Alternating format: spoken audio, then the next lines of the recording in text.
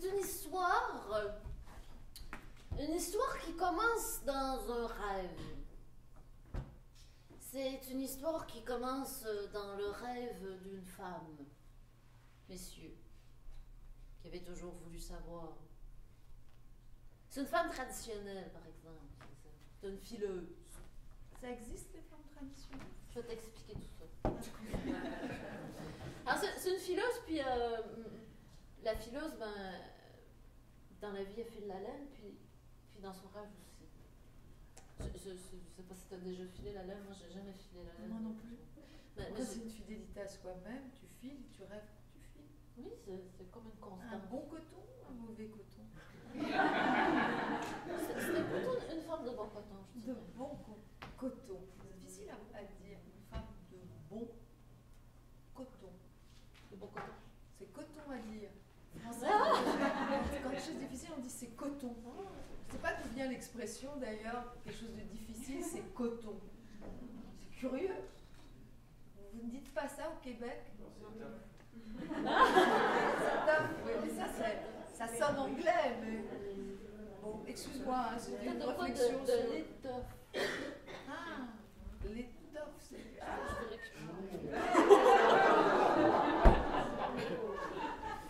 Donc, on va retourner dans le rêve. C'est plus sûr. Oui, c'est un beau rêve. Donc, la fileuse, comme ça, dans son rêve, elle file la laine, c'est un grand écran rouge. Et le fil qui sort de là, est-ce que tu peux tenir le fil? Oui, bien sûr. Le fil. Tu vas l'amener ici, là? Ça, c'est la bedaine d'un cordonnier. Alors, tu l'enfiles là-dessus. Là-bas? Oui. Alors, ici, oui, la bedaine, c'est rond. C'est là. Le ventre, c'est une petite bedaine, pas une grande bedaine. Un grand ventre. Là, ça va? C'est un énorme ventre?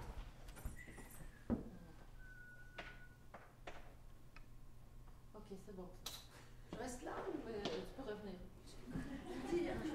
Alors, j'écoute et j'obéis. Le cordonnier. Le cordonnier, il est dans son rêve, lui aussi. Alors, et dans son rêve, il fait ce qu'il fait dans la vie. Il fait des souliers. Alors, il est comme ça, il en fait des centaines et des centaines. Toutes de la même grandeur qu'il moule, fabrique, sur le pied d'une femme. Une fileuse, qui dort et qui rêve. Elle rêve qu'elle file la laine et le fil s'enroule autour d'une immense bedaine.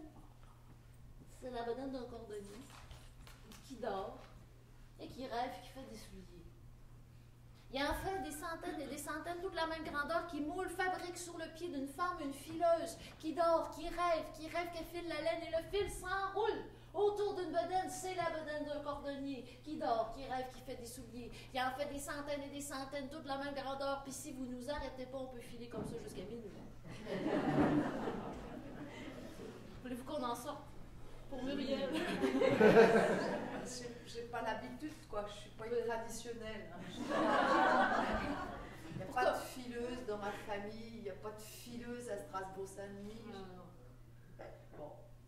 Alors, pour s'en sortir, pour que Muriel puisse s'asseoir. Ah, sinon, il y a les ciseaux, si tu veux, on peut couper. Là, moi, maintenant, c'est un objet de Québec, si tu veux, mais je vais toujours les emmener avec moi.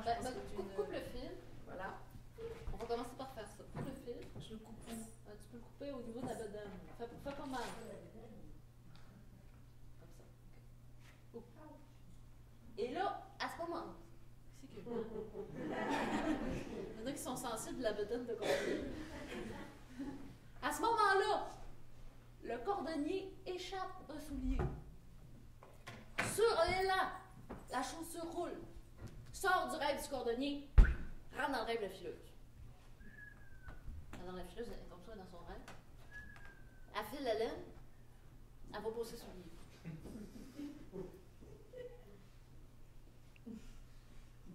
Elle va chercher le soulier, puis elle regarde d'où ça vient, elle regarde dans le rêve du cordonnier. Le cordonnier dans son rêve, il s'en regardait, fait qu'il regarde dans le rêve de la fileuse. Et le cordonnier et la fileuse se regardent dans le rêve. Ils se regardent dans le rêve. comme on peut se regarder dans le rêve. Tellement. Tellement qu'il tombe amoureux. Sur le coup, il se réveille, il se cherche, il se trouve et il se marie. Ben oui, c'est un conte traditionnel, tu vois. Alors, ils se sont mariés, d'habitude, on dit quoi aussi après ça? Vécurent heureux, ben oui, pour que tout le monde oublie ça. Ben, ils se sont mariés, vécurent heureux. Est-ce que c'est comme ça aussi dans les contes français? C'est le début des ça recommence, les emmerdements. C'est une trêve, les mariages dans les contes. C'est juste pour faire la fête. On sait que ça va recommencer. Les soucis, les bobines, la bedaine, la confusion des rêves. Moi, je trouve c'est inquiétant. Ouais. Alors oui, ils se sont mariés. Oui, mais ils vécurent heureux, quand même, pas mal. C'est à Zou, beaucoup d'enfants qui ont eu un problème. Parce que je ne vous l'ai pas dit, mais c'était un vieux garçon puis une vieille fille. Donc, vieux garçon, vieille fille, mais elle n'était plus déjà en âge d'avoir des enfants. Donc, vieux garçon, vieille fille qui se mettent en ménage, c'est là que l'histoire commence. Parce que ça découvre les petites habitudes de l'un et de l'autre. Et là, la fileuse s'est aperçue que son mari aimait manger de la soupe au pot pour déjeuner, pour dîner, pour souper. Petite collation de soupe au pot avant de se coucher. C'est bon de la soupe au pot, là. C'est pas ça, c'est juste qu'il faut savoir le gérer.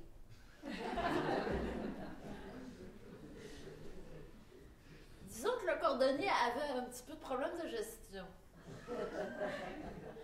Si tant tellement qu'il y a des jours, il fallait tasser l'air pour se voir. Si tant tellement que les plantes s'affaissaient sur les tablettes. Même les fleurs sur les rideaux étaient en train de faner, la fileuse, elle n'en pouvait plus. Elle dit, mon mari, il faut qu'on se parle. Voyons donc, c'est qui, ma belle fileuse? Elle dit, je veux que tu arrêtes de faire de la soupe au pot, sinon... Ben sinon, je parle plus. Ah, tu parleras plus? Non, je parlerai plus. Ben, c'est OK. On va faire un concours de silence. Celui qui garde le silence le plus longtemps. Si c'est toi qui gagne, promis de la soupe au pot, j'en ferai juste aux grandes occasions. Mais si c'est moi qui gagne, c'est toi qui vas la faire, la soupe au pot. La fileuse, elle pense à son affaire. Et finalement, le marché se conclut. Le lendemain matin, dans le silence des plus totales, la fileuse s'est installée pour filer la laine.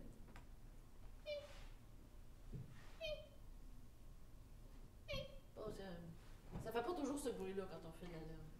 Là, j'ai pas le temps de huiler le rouet, on va être prêt avec le bruit. Le cordonnier, lui, il avait toute une pile de bottes dont il devait faire la semelle, fait qu'il va de son bord. Ta, ta, ta, ta, ta, ta, et pendant 1 heure, 2 heures, 3 heures. C'était long. C'était plat. Jusqu'à temps que le cordonnier s'aperçoive que plus ils travaillaient ensemble, plus ils prenaient le même rythme de travail. Il s'est dit, tiens, si j'accélère, on va voir jusqu'où est capable d'aller, la petite fileuse. Ta, ta, ta, ta. La fileuse avait compris. Elle y allait. Elle filait la laine, les cheveux par en arrière, la boucane dans les doigts, ça y allait. Elle filait tellement vite qu'à un moment donné, il est arrivé ce qui devait arriver. Ça a fait un nœud dans le fil, un nœud dans les doigts. Elle s'est levée, elle a ouvert la bouche. Elle allait dire quelque chose.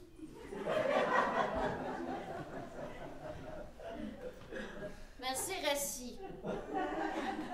À une femme, ça réfléchit. En défaisant le nœud dans le fil, le nœud dans les doigts, elle a ouvert la bouche, mais pas pour parler.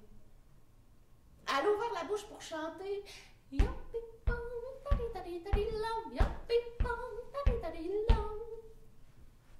cordonnier regarde ça aller. Bon, il réfléchit. Ici, c'est vrai qu'on s'est dit qu'on n'avait pas le droit de parler, mais on s'est pas dit qu'on n'avait pas le droit de chanter. Fait qu'en faisant sa pile de bottes de son bord, il va. Oh, ridam da di la di lam, oh, ridam da di li dam, a di la di da di la di da di la ridam di li dam.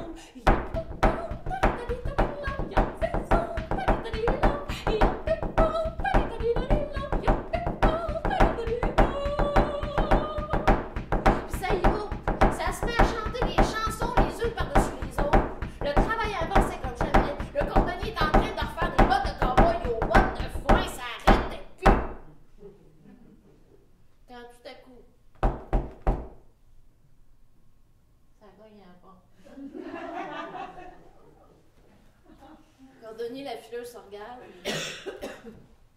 Cordonnier, gentleman. Ça en va répondre. C'est un grand fanal de gars. Fanal d'un Français.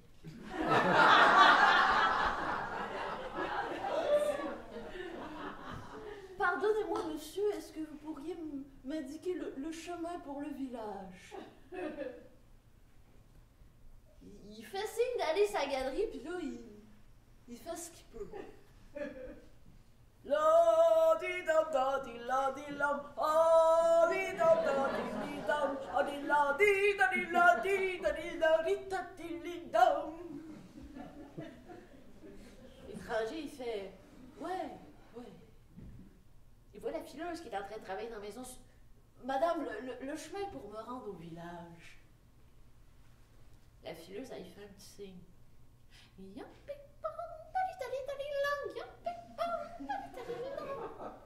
Elle prend la main.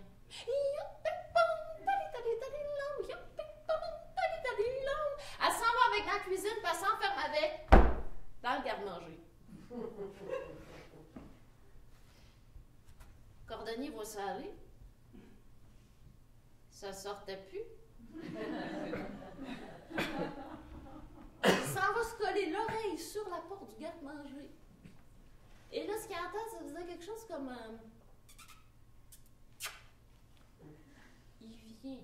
Bleu marin noir jusque dans le blanc des yeux, la boucane qui sort par les oreilles, et là, il ouvre la bouche. Et là, il dit, ma femme, t'es en train d'embrasser n'importe qui comme ça dans le garde-manger chez nous. Mais on vient de se marier.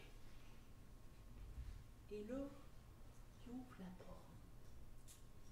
Et là, il y surprend les deux. Les deux, chacun en train de croquer dans une belle grosse pomme. Une belle grosse pomme bien mûre. Et la fileuse qui riait, mais qui riait. Aïe, mon mari, je t'ai bien eu, hein? Non seulement de la soupe au pois ici, il y en aura juste aux grandes occasions, mais tu vas aller reconduire le français jusqu'au village. Je peux vous garantir que les grandes occasions étaient pas un peu rares dans cette maison-là. Et qu'il y a plané une odeur douce et sucrée dans cette cuisine-là, comme il n'y en avait nulle part ailleurs dans tout le pays.